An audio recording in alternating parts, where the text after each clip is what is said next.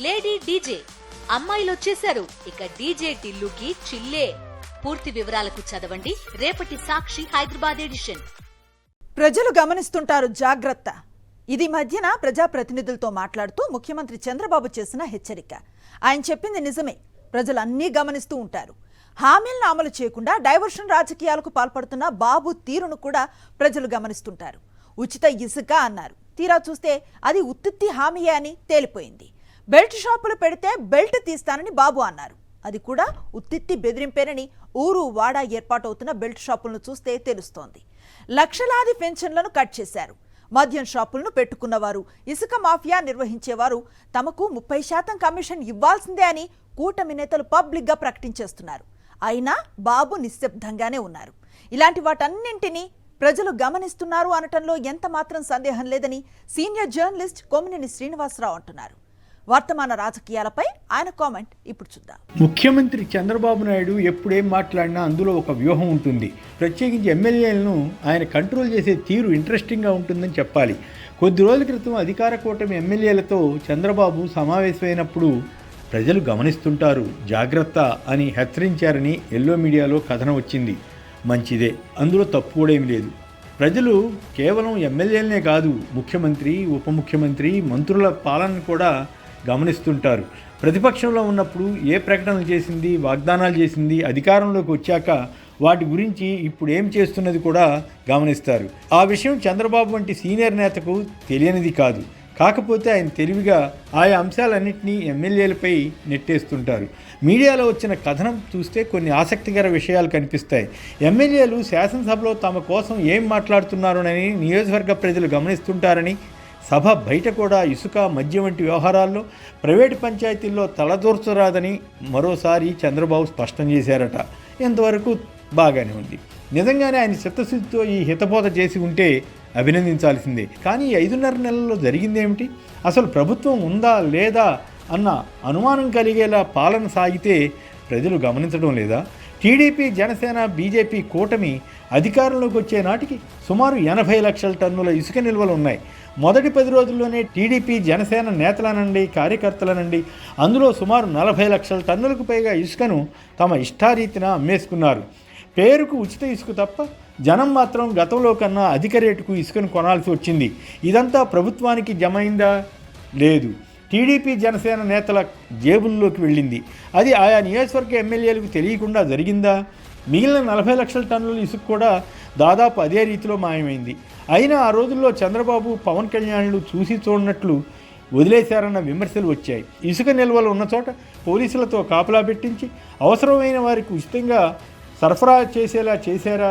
లేదే. పైగా ఇసుకకు జీఎస్టీ అని, సీనరేజ్ ఛార్జ్ అని ప్రభుత్వ పరంగా వసూలు చేశారు. దాంతో ప్రజల్లో మరింత గగ్గోలు ఏర్పడింది. ఆ తర్వాత ప్రైవేటు వ్యక్తులకు ఇసుక రీచులు అప్పగిస్తున్నట్లు ప్రకటించారు. 2-3 నెలల్లో ఎన్నిసార్లు ఇసుక పాలసీ మార్చారు? అయినా ఇప్పటికీ ఇసుక సరిగా దొరుకుతోందా? ఉచితం అన్నది ఉత్తిత్తిదే అని తేలింది కదా. కొద్ది రోజుల క్రితమే అసెంబ్లీలో జ్యోతుల్ నెహ్రూ వంటి ఎమ్మెల్యేలు కూడా ఈ విషయాన్ని ప్రస్తావించారు కదా. ఇటీవల బాట ఛార్జీలని, లోడింగ్ ఛార్జీలని బాతున్నారట. జగన్ టైంలో ఇసుక ద్వారా ప్రభుత్వానికి సుమారు 4,000 కోట్ల ఆదాయం వస్తే టీడీపీ, జనసేన నేతలు ప్రజలపై భారం వేస్తారా అని దుష్ప్రచారం చేశారు. ప్రభుత్వానికి ఆదాయం రావడం కరెక్టా, లేక టీడీపీ, జనసేన కూటమి నేతల జేబుల్లోకి ఆ డబ్బు వెళ్ళడం కరెక్టా అన్నది ప్రజలు గమనించకపోతారా? తాడిపత్రి టీడీపీ నేత, మాజీ ఎమ్మెల్యే జేసీ ప్రభాకర్ రెడ్డి ఓపెన్గా 30% కమిషన్ ఇవ్వాల్సిందేనని డిమాండ్ చేస్తే ప్రభుత్వ పరంగా ఏమి చర్య తీసుకోలేదన్న సంగతి ఎమ్మెల్యేలకు తెలియదా? అక్కడ జనానికి తెలియదా? ఏం చేసినా అది జనానికి తెలియకుండా ఉంటే పర్వాలేదు. వాటి గురించి జనం మరీ ఎక్కువగా తిట్టుకుంటున్నట్లు సమాచారం వస్తే మాత్రం ఆయన ఆగ్రహం చెందినట్లు ఎల్లో మీడియాకు లీకులు ఇస్తుంటారు. ఎమ్మెల్యే పదవికి పోటీ చేసినప్పుడు వారితో ఎంత ఖర్చు పెట్టించింది ఆయనకి తెలుసు కదా. దానికి తగ్గట్లుగానే ఇప్పుడు ఇసుక, మద్యం వంటి వాటిని ఆదాయ వనరుగా మార్చుకున్నారన్నది తెలిసిన విషయమే. ఇసుక విధానం బాగోలేదని చీరాల ఎమ్మెల్యే మాలకొండయ్య ఎమ్మెల్యేల భేటీలో అన్నారట. దానిపై చంద్రబాబు వివరాలు కోరాలి కదా. అలా కాకుండా మాలకొండయ్యకి ఆయన చివాట్లు పెట్టేలా మాట్లాడినట్లు అనిపిస్తుంది. ఈ విషయం ఎల్లో మీడియాలోనే వచ్చింది. ముందు మీరు ఇసుక పాలసీలో ఏముందో తెలుసుకుని మాట్లాడండి, ఎక్కడైనా సమస్య ఉంటే చెప్పండి అని చంద్రబాబు అన్నారట. చంద్రబాబు ఈ మాట అన్న తర్వాత ఇంకా ఏ ఎమ్మెల్యే అయినా నోరు తెరవడానికి సాహసిస్తారా? ఇలాంటి వాటిని ప్రజలు గమనించరా? ఇక ఎమ్మెల్యేలే ఆశ్చర్యపోయే విషయాలు కూడా చంద్రబాబు చెప్పినట్లు కనిపిస్తుంది. అధికారంలోకి వచ్చిన 150 రోజుల్లోనే అనేక హామీలు అమలు చేశామని ఆయన అన్నారట. ఏ రాష్ట్రంలోని ఇవ్వని విధంగా 64 లక్షల మందికి పెన్షన్లు ఇస్తున్నామని చెప్పారట. అన్నా క్యాంటీన్లు, దీపం పథకాలు అమలు చేస్తున్నామని చెప్పారు. ఆయన చెప్పేవి నిజమో కాదో ఎమ్మెల్యేలు, ఎమ్మెల్సీలకు తెలియదా?